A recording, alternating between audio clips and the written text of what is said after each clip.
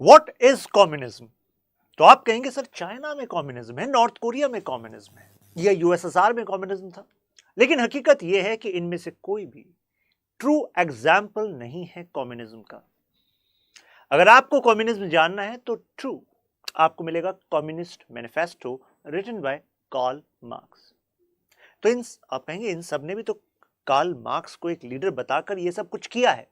देखिए, इनके लिए जो कम्युनिज्म है आप उसको माइल्डर फॉर्म ऑफ कम्युनिज्म कह सकते हैं, सोशलिज्म कह सकते हैं। जैसे कि शी जिनपिंग पिछले कुछ समय में कह रहे हैं ना कि ये चाइनीज कैरेक्टरिस्टिक का सोशलिज्म है। Specifically he is also using the word socialism, not communism. Socialism with Chinese characteristics. तो जरा इतिहास में जाते हैं और फिर उसको उठाकर लाएंगे टू द प्रेजेंट कि why China can not leave communism. सबसे पहले इस वर्ड को जानते हैं। Communism stands for common ownership. Common ownership का मतलब है कि आपकी कोई प्राइवेट प्रॉपर्टी नहीं हो सकती। तो शायद आप में से कुछ लोग कहें सर हमारी तो है भी नहीं, कोई प्रॉब्लम नहीं है। अच्छा, प्रॉपर्टी का मतलब केवल लैंड नहीं होता या घर नहीं होता। जो भी कुछ आप ओन करते हैं, कोई भी चीज जो आपके पास है, जो जिसकी कोई एक इकोनॉमिक वैल्यू आप ट्रांजैक्ट कर सकते हैं, आप कह सकते हैं मेरी है और मैं इकट्ठी भी कर सकता हूं। Land is just one form. तो यानी कि कम्युनिज्म का आइडिया आया था against the demerits of capitalism, capitalism which was leading to inequality. अगर असमानता बढ़ती जा रही थी तो ऐसे में कार्ल मार्क्स ने कहा एक दिन ये कैपिटलिस्ट खुद डूबेंगे। फेमस स्टेटमेंट है कि कैपिटलिस्ट अपनी ग्रेव खुद खोद रहे हैं, क्योंकि जिसके पास खोने के लिए कुछ नहीं होता, जैसे वर्कर्स, इतना ऐसा मानता है, इतनी इनइक्वालिटी बढ़ जाएगी कि एक दिन वायलेंट रिवोल्यूशन होगा और उस वायलेंट रिवोल्यूशन के बाद फिर एक सोशलिस्ट गवर्नमेंट बनेगी। एंड दिस सोशलिस्ट गवर्नमेंट में होल्ड होगा वर्कर्स का, रिवोल्यूशनरी क्लास का। उसके लिए एक वर्ड वो यूज करते थे, प्रोलेटेरिएट क्लास। मार्क्स के बाद जो लोग आए जिन्होंने मार्क्स के आइडियाज को समझा कि जबरदस्त यही है हमारे देश का सोल्यूशन, यही मिसिंग था, तो उन्होंने मार्क्स के आइडियाज को अपने हिसाब से मोल्ड कर लिया। जैसे कि रशियन रिवॉल्यूशन में अक्टूबर रेवोल्यूशन लेनिन ने मोल्ड किया, ऐसे ही आज की स्टोरी चाइनीज कम्युनिस्ट पार्टी के बारे में है, तो यहां पर माओ ने मोल्ड किया। आप कहेंगे सर कैसे मोल्ड किया? एग्जांपल देते हैं। मैंने कहा कॉमन ओनरशिप, मतलब वो एक तरीके से कह रहे थे कि शुरुआत ऐसे होगी कि जो कैपिटलिज्म है, तो कैपिटलिज्म ने एक तरीके से इनइक्वालिटी फैला दी है। कोई बहुत अमीर बनता जा रहा है तो दूसरा वही गरीबी, सर्वाइवल उसी में लगा हुआ है। तो जब सिचुएशन बहुत खराब हो जाएगी तो ऐसे में these people will be able to recognise कि they are exploited by the exploiter. तो दे विल रिकॉग्नाइज कि they are class in itself, यानी कि उनका कोई धर्म नहीं है, जाति नहीं है, कोई देश भी नहीं है। मार्क्स का कहना था कि धर्म, जाति, कुछ भी ये जो आइडेंटिटीज हैं वर्कर के अलावा ये सब इसलिए बनाई गई हैं जिससे कि तुम अपने एक्सप्लॉयटेशन के कारण को ही ना समझ पाओ। क्योंकि अगर जो आपका एक्सप्लॉयटेशन कर रहा है, जो कैपिटलिस्ट है, वो भी आपके धर्म का है, तो आपको लगेगा मेरे धर्म का है। तो ऐसे में एक दिन रियलाइजेशन होगा, रिवॉल्यूशन होगा, सोशलिज्म आएगा और उसके बाद अल्टीमेट एक सपना पूरा होगा जिसको वो कम्युनिज्म कहते हैं। ध्यान रखिएगा कि ऑफिशियल जो टर्म मार्क्स ने दी थी कम्युनिज्म की, उसमें कोई भी गवर्नमेंट ही नहीं होती। Yes, I am repeating this, कोई सरकार नहीं होगी। और बताइए जरा, USSR, North Korea, Cuba, China, हर जगह सरकार तो है ना। तो how can we say that they are in literal way communist as per Karl Marx? तो आप कहेंगे बड़ी अजीब किस्म की ये सरकार, ये अजीब किस्म का सिस्टम होगा, सरकार तो वहां होगी नहीं, कैसे चलेगा बिना सरकार के? तभी तो कहा जाता है कि कार्ल मार्क्स का यूटोपिया था, ये कुछ आदर्श वाली बातें थी कि बिना सरकार के भी सोसाइटी जो है अपने आप को गवर्न कर लेगी। हम अपनी जिम्मेदारियों को समझेंगे, अपने आप को वॉलंटरी ग्रुप्स में ऑर्गेनाइज करेंगे और एक दूसरे की जरूरतों को हम पूरा करते रहेंगे। खैर, कम्युनिज्म के ऊपर, स्पेसिफिकली कार्ल मार्क्स के ऊपर मैंने अलग से एक डिटेल्ड वीडियो बनाई हुई है। आप सर्च करेंगे कार्ल मार्क्स स्टडी आईक्यू तो वीडियो आ जाएगी। आज हमें सीसीपी पर बात करनी है। चाइनीज कम्युनिस्ट पार्टी एस्टेब्लिश करती है People's Republic of China 1949 after the success of communist revolution. इससे पहले क्या चल रहा था? एक्चुअली वेस्टर्न इंपेरियलिज्म से इंपैक्ट था चाइना, जापान इंपेरियलिज्म से इंपैक्ट था। ईस्टर्न साइड से जापान ने परेशान किया हुआ, वेस्टर्न इंपेरियलिस्ट पावर्स ने साउथ से परेशान किया हुआ, और बीच में जो किंग डायनेस्टी थी ये भी वीक हो रही थी। कहा जाता है कि चाइना ने सेंचुरी ऑफ ह्यूमिलिएशन झेली है, और ह्यूमिलिएशन, बेइज्जती, ये कभी ऐसा नहीं कि खराब ही जाती है, फायदा भी देती है। चाइना को तो दे रही है। जैसे कि चाइनीज लीडर इस सेंचुरी ऑफ ह्यूमिलिएशन का इस्तेमाल करते हैं टू गेन लेजिटिमेसी, यानी कि पावर गेन करने के लिए। चाइनीज लोगों से कहते हैं कि देखो, तुमने एक ऐसा समय देखा था जब इधर से जापान शोषण कर रहा था, इधर से वेस्टर्न इंपेरियलिज्म वाले शोषण कर रहे थे, और अंदर कई सारे वॉर लॉर्ड्स बटे हुए थे अलग अलग एरियाज में, जब किंग डायनेस्टी वीक हो रही थी। What do you choose, humiliation और स्ट्रेंथ? तो Chinese would say strength, and who is going to give you strength? Only a strong authority, which is only possible under communist rule. So they will say, Lal Salam, ठीक है, Chinese communist rule is best. Chinese famines रहे और oppressive landlordism रहा। अब मैं कुछ reasons पे जा रहा हूं कि चाइना में कम्युनिज्म सक्सेसफुल हुआ कैसे। गरीबी तो बहुत जगह है दुनिया में, लेकिन क्यों गरीब मार्क्स के इन आइडियाज से उतने अट्रैक्ट नहीं होते या उस लेवल तक नहीं जाते कि एक रेवोल्यूशन सक्सेसफुल हो जाए, लेकिन चाइना में कैसे हो गया? देखिए, इतिहास में शोषण था बाहर से, ये एक कारण था। इसके बाद लगातार जो फेमीन्स आ रहे थे, फिर लैंडलॉर्डिज्म जो था। चाइना की सोसाइटी प्राइमरीली पीजेंट्री यानी कि खेती पर निर्भर, और उसमें भी इस सिस्टम की वजह से, लैंडलॉर्डिज्म की वजह से और ज्यादा शोषण। तो यानी कि वहां पर जो पीजेंट था वो पुअर था और सरकारी तंत्र से बहुत दूर था, डिसएनफ्रेंचाइज्ड, यानी कि उसको तो पता ही नहीं कि सरकार चला कौन रहा है, हमें क्या बेनिफिट हो रहा है, हमें तो शोषण ही मिल रहा है। और कम्युनिस्ट आइडियोलॉजी उनको प्रॉमिस कर रही थी कि लैंड रिफॉर्म होगा। ये जो आज लैंडलॉर्ड बने बैठे हैं, इनसे लैंड लिया जाएगा, आपको दिया जाएगा, बताओ हथियार उठाओगे कि नहीं उठाओगे? Power flows through barrel of gun. तो मुझे बताइए, ये गरीब किसान हथियार उठाएंगे कि नहीं उठाएंगे? अरे बिल्कुल उठाएंगे। कहेंगे यार हथियार मिल रहा है, पावर मिल रही है, जमीन अलग से मिलेगी। तो यानी कि वहां के खुद के हालात थे जिसको एनकैश किया चाइनीज कम्युनिस्ट पार्टी ने। स्थापना हुई थी 1921 में, और इसकी जो ओरिजिन था वो अर्बन सोशलिस्ट क्लास में हमने देखा। यानी कि 1921 का टाइम देखिए, ऑलरेडी 1917 में रशियन रेवोल्यूशन सक्सेसफुल हो चुका है, तो वहां से इंस्पिरेशन भी है। यहां का जो इंटेलेक्चुअल क्लास है वो सोच रहा है कि क्यों ना हम अपनी प्रॉब्लम को देखें, कि प्रॉब्लम अगर गरीब किसान है तो गरीब किसान रिवोल्यूशनरी क्लास बन सकता है, क्योंकि रिवोल्यूशन के लिए कौन चाहिए? लोग, राइट? और कौन लोग चाहिए? जिनका एक्सप्लॉयटेशन हुआ, और एक्सप्लॉयटेशन सबसे ज्यादा किसका हुआ? पीजेंट्री को हुआ है, क्योंकि सबसे ज्यादा पीजेंट्स ही तो थे। चाइनीज कोई इंडस्ट्रियलाइज थोड़ी ना था उस टाइम पर कि वर्कर्स का शोषण हो रहा था जी, राइट? तो इस आइडियाज पर वो एक हुए। सीसीपी, चाइनीज कम्युनिस्ट पार्टी ने सोचा कि सबसे पहले तो जो ये बाहर से आए हुए लोग हैं, स्पेशली ये जापानीज इंपीरियलिस्ट पावर, इनको बाहर भगाना है, ये फॉरेन इंपीरियलिस्ट फोर्सेस को बाहर करना है। तो ऐसे में चाइना में एक और फोर्स उभर कर आ रही थी, पॉलिटिकल फोर्स। तो एक तो थी सीसीपी और दूसरी थी केएमटी, कुमिंटांग। और इसके पीछे यहां पर जो आप फोटो देख रहे हैं, ये है सुन यत सेन की। सुन यत सेन ने पहली बार कहा था कि एक चाइनीज रिपब्लिक बनेगा, एक चाइना बनेगा इस पूरे मेनलैंड पर। अब सुन यत सेन के दो लोग फॉलोअर बने। एक थे चिंग काई शेक, जिनका तरीका था नेशनलिस्ट फोर्स, यानी कि एक राष्ट्रवादी फोर्स बनेगी, और इनका जो टिल्ट था वो वेस्ट के आइडियाज की तरफ था। तो कहा जाता है कि अगर केएमटी जीतती तो आज चाइना में कम्युनिज्म ना होता, आज चाइना में शायद लिबरल डेमोक्रेसी होती ही होती, राइट? और आपसे कहेंगे तो फिर वेस्ट ने कोशिश नहीं की। कोशिश बहुत की, आगे आएगी वो पूरी स्टोरी। खैर, तो एक तरफ तो कुमिंटांग यानी कि चिंग काई शेक जिसके लीडर थे, और दूसरी तरफ थे माओ जेडोंग। माओ जेडोंग भी चाहते थे, जो कम्युनिस्ट पार्टी को लीड कर रहे थे, कि हाँ एक चाइनीज रिपब्लिक बनना चाहिए, लेकिन दोनों के तरीके अलग थे। कुमिंटांग अट्रैक्टेड थे किससे? वेस्टर्न डेमोक्रेसी से। माओ किससे अट्रैक्टेड थे? रशियन रेवोल्यूशन, सोवियत संघ, यूएसएसआर से।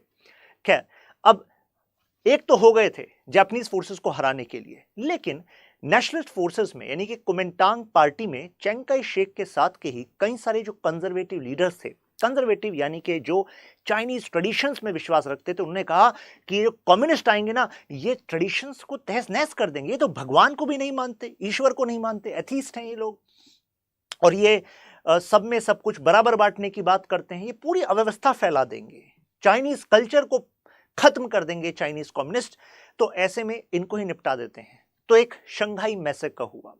ये समझ लीजिए कि माओ जेडोंग और इनकी पार्टी बाल बाल बचे हैं।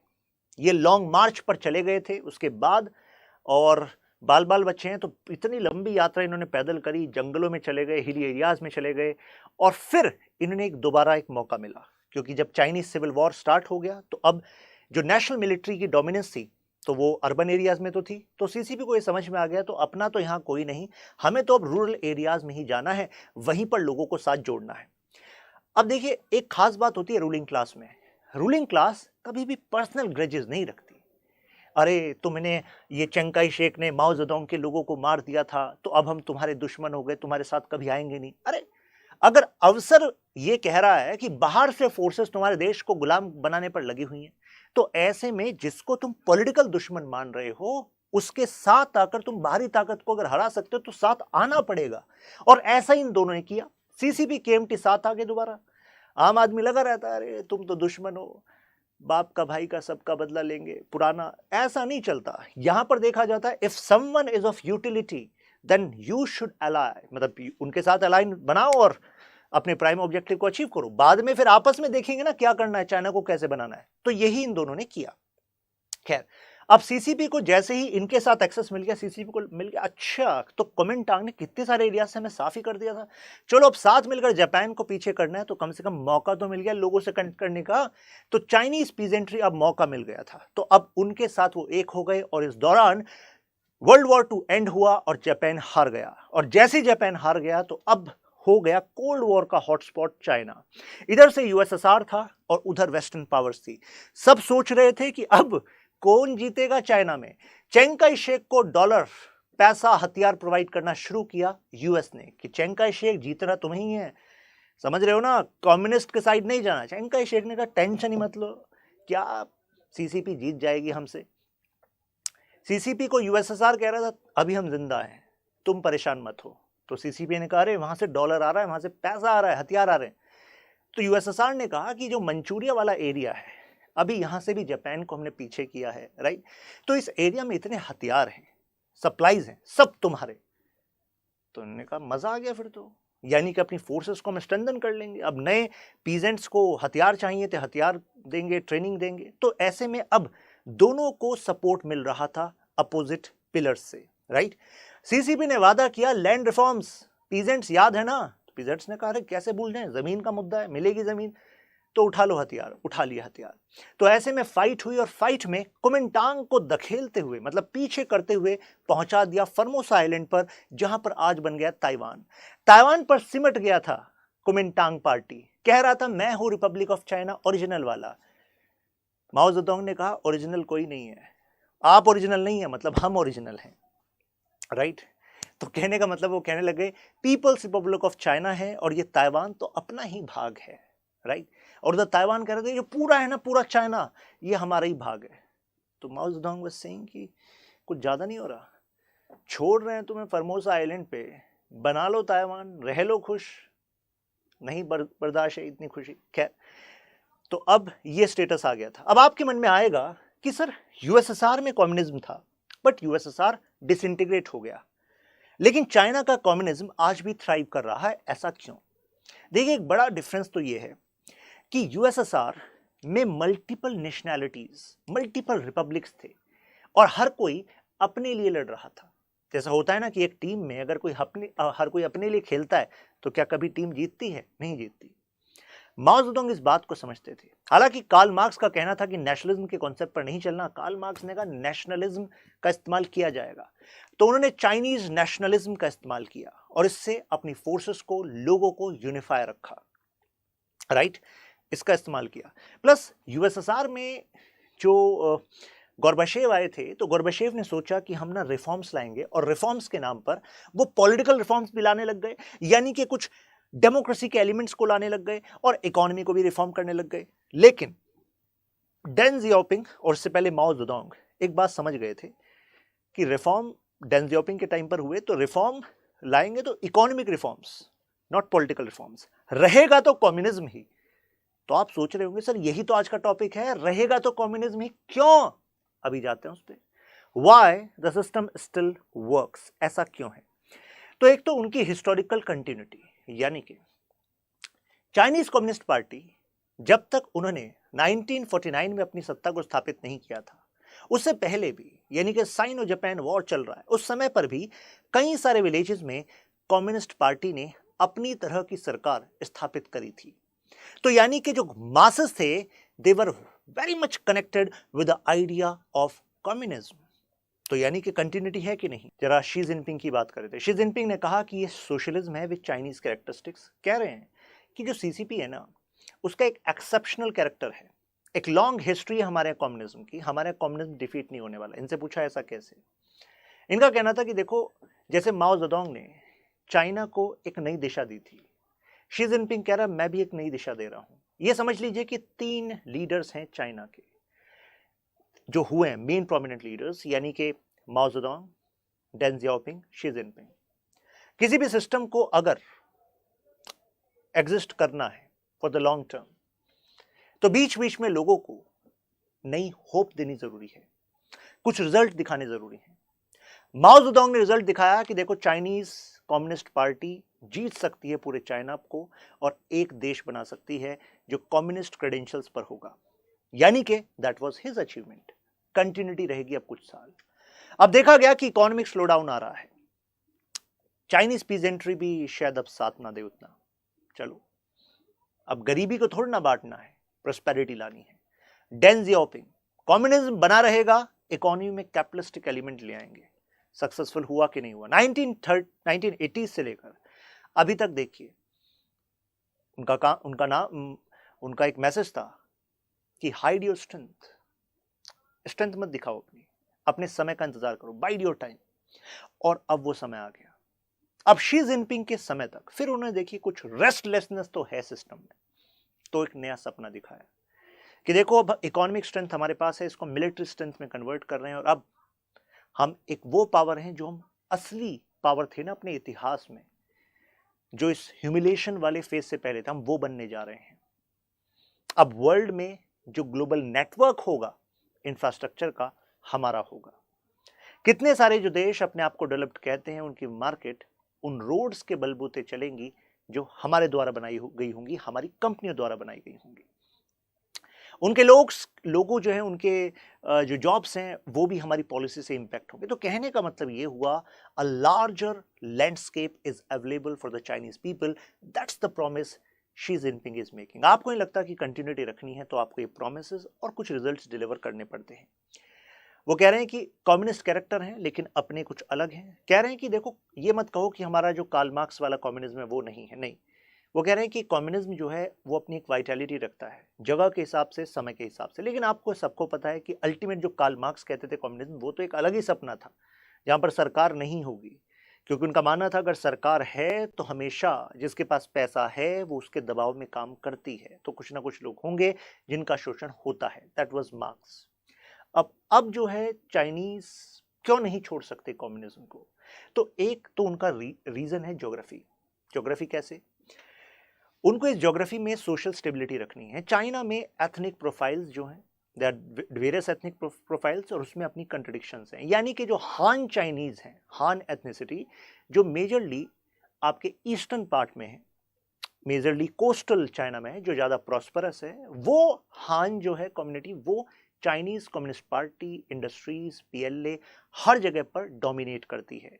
जो अदर एथनिसिटीज हैं चाइना की, वो अपने आप को सेक्लूडेड मानती हैं। तो अगर ऐसा मानते हैं तो सेपरेटिस्ट मूवमेंट बढ़ सकती है कि नहीं बढ़ सकती? बढ़ सकती है। तो अगर सेपरेटिज्म बढ़ता है तो उसको कंट्रोल में रखने का एक तरीका क्या है? Authority, right? Rule by iron hand. Territorial integrity. China के इतिहास में ईस्टर्न साइड से हमले हुए हैं, वेस्टर्न नॉर्थ वेस्टर्न से हुए हैं और आपके साउथ से हुए हैं। तो ऐसे में एक ही तरीके से आप सिक्योर रह सकते हैं जब आपकी पास कमान जो है वो एक चाइनीज कम्युनिस्ट पार्टी को दे रखी हो, ऐसा वो कहते हैं। अब जरा इसके इकोनॉमिक रीजन देखिए। यहां पर 14,000 किलोमीटर के आसपास की इनकी कोस्ट लाइन है। यहां से ये जो आप देख रहे हैं बोहाई सी से लेकर और यहां पर गल्फ ऑफ टोंकिन जो आप हैनान के पास देखते हैं यहां तक है। अब इस रीजन की खास बात है कि यही चाइना का सबसे प्रॉस्परस रीजन है। अगर इस रीजन को आप अलग से एक देश मान लें तो एक्चुअली ये कई सारे डेवलप्ड नेशंस के से ज्यादा जीडीपी रखेगा। ये वो रीजन है, राइट। और इंटरनेशनल ट्रेड भी इस एरिया से आता है, इसी वजह से चाइना ने विशेष फोकस इस कोस्टल रीजन पर रखा है। तो यानी कि जो कोस्टल रीजन है वो डेंसली पॉपुलेटेड है, लेकिन अगर मैं इंटीरियर चाइना की बात करूं तो वो स्कार्स पॉपुलेटेड है, गरीबी है वहां पर। अगर उसको सस्टेन करना है तो मुझे बताइए जो कोस्टल रीजन है उसकी प्रोस्पेरिटी को आपको सोशल वेलफेयर पर, इंफ्रास्ट्रक्चर पर, एजुकेशन, हेल्थ पर खर्च करना पड़ेगा कि नहीं करना पड़ेगा? इंटीरियर के करना पड़ेगा। और मुझे बताइए कौन सी आइडियोलॉजी है जो सरकार के ऐसे एक्शन को जस्टिफाई कर सकती है? एक ही आइडियोलॉजी है, वो है कम्युनिज्म। तो यानी कि जो इंटीरियर के हालात हैं, जो कि मेजर पार्ट है चाइना का, अगर चाइना को उसको साथ लेकर चलना है तो क्या कम्युनिज्म एज एन आइडियोलॉजी को साइडलाइन कर सकता है? क्या नहीं कर सकता, राइट। ये है वो इंटीरियर वाला एरिया जहां पर जिंगजियांग रीजन और तिब्बत रीजन और आप इनर मंगोलिया देखते हैं। ये वो एथनिसिटीज हैं, यहाँ पर वो एरियाज हैं जो अपने अलग देश की मांग भी करते रहते हैं। तो इसको एक ही तरीके से होल्ड कर सकते हो, have control over this area. Xinjiang, Tibet बता दिया आपको। तो प्रोस्पेरिटी रखनी है आपको, सिक्योर करना है इन्वेजन से। तो अब देखिए चाइना की हिस्ट्री में रहा है कि इस एरिया, जो एरिया वीक है आपका, अगर उस एरिया को सिक्योर करना है तो आपको एक्सपेंड करना पड़ेगा। कहा जाता है कि चाइना की जो एक्सपेंशनरी पॉलिसी है, चाहे वो इंडिया की साइड हो या फिर ईस्ट एशिया में हो, ईस्ट चाइना सी में हो, साउथ चाइना सी में, उसका एक बड़ा कारण है कि जिसको डर होता है इन्वेजन का, जैसे उनके इतिहास में हुआ, जिसको अपने सेंट्रल रीजन में कमजोरी पता होती है, तो वो इस खतरे को ज्यादा से ज्यादा बाहर पुश करने की कोशिश करता है, अपने आप को एक्सपेंड करने की कोशिश करता है। Former foreign secretary Mister Shyam Saran बीसी को कोट करते हैं कि चाइना की सिविलाइजेशन में है expansionary tendencies due to actually offsetting the insecurities in their interior region. तो यानी कि आपको पता लगा कि इनकी सामाजिक व्यवस्था, इनकी ज्योग्राफी भी एक बड़ा कारण है जिसकी वजह से ये इस तरह की पॉलिसीज रखते हैं, right. Tibetans, Uyghurs and Mongols, ये हैं वो रीजन जहां पर अलग देश की मांग होती है, राइट। अब मतलब आप ये देख लीजिए कि यहाँ पर जितने मंगोल एथनिसिटी के लोग हैं उससे ज्यादा यहाँ पर हैं। तो ये एक देश की मांग करते हैं, कई बार अलग देश की एक पार्टी वो अलग देश की मांग करती है, राइट। चाइना की इंटीरियर प्रोविंसेस हैं और यहाँ पर जो येलो रिवर और यांगसी के बीच में आप देखते हैं, यहाँ पर वो प्रोमिनेंट आपको पॉपुलेशन मिलती है जो हान एक्चुअली है। तो पावरफुल सेंट्रलाइज स्टेट ही एक तरीका है जिससे कि बफर को डोमिनेट कर सकें, राइट। तभी वो क्या कहते हैं, 5 फिंगर और पाम की बात करते हैं कि तिब्बत पाम है और ये 5 फिंगर्स हैं। अब आपको मुझे लग रहा है समझ में आ गया होगा, क्योंकि अगर वो फेडरलाइज्ड गवर्नमेंट रखते और छोटी यूनिट्स को ज्यादा पावर देते तो चाइना ब्रेक हो सकता था। तो इस वजह से उनकी जरूरत है कि स्ट्रॉन्ग एपरेटस रखें, वेल्दी पैटर्न्स रखें, यानी कि जो एक एरिया जो है वो जो वेल्दी है वो दूसरे एरिया की जरूरतों को पूरा करता रहेगा, राइट। चाइना को भी खुद पता है ये काफी समय तक नहीं चल सकता। दैट्स वाई नाउ आप देखते हैं कि वो क्या कर रहे हैं कि वो अपने वेस्टर्न पार्ट को, यानी कि इस वाले पार्ट को वो कनेक्ट करना चाहते हैं अदर एरिया से। जैसे चाइना का सीपैक कहाँ से कनेक्ट कर रहा है? वो ग्वादार पोर्ट से कनेक्ट कर रहा है। जैसे उनका यूनान प्रोविंस कुनमिंग से किसको कनेक्ट कर रहे हैं? वो क्यूक्यूक को कनेक्ट कर रहे हैं म्यांमार, क्योंकि उनको पता है कि ज्यादा लंबे समय तक अगर आप वेल्दी एरिया के पैसे को दूसरी तरफ ट्रांसफर करते रहे तो आपकी इकोनॉमी अनसस्टेनेबल होगी और ये लोग भी विरोध कर सकते हैं, सीधी सी बात है, राइट। तो कंक्लूजन के तौर पर हम कह सकते हैं कि लॉन्ग रन में China knows it and that's why in last November Xi Jinping made a speech and he talked about common prosperity programme. यानी कि अब वो चाहते हैं कि मिडिल क्लास और ज्यादा बढ़े, यानी कि गरीबों के जेबों में पैसा जाए और ज्यादा एक्सपेंड हो, जिससे कि अपनी इकोनॉमी को थ्राइव करने के लिए, अभी तक वो एक्सपोर्ट डिपेंडेंट थे, अब वो अपने ही लोगों को चीजें बेचने लग जाए, सो जिससे कि वो प्रोस्पेरिटी जो है और ज्यादा बढ़ जाए। So this is what they are doing. Belt and road initiative इसी दिशा में एक कदम है, वो दिखाना चाहते हैं कि हम सेल्फ सफिशिएंट बन जाएंगे। Now analyse the reasons behind China's communist nature and current foreign policy. तो मुझे लगता है कि अब आपको अंदाजा हो गया होगा क्यों चाइना कम्युनिस्ट है और उसकी फॉरेन पॉलिसी एक्सपेंशनरी क्यों है।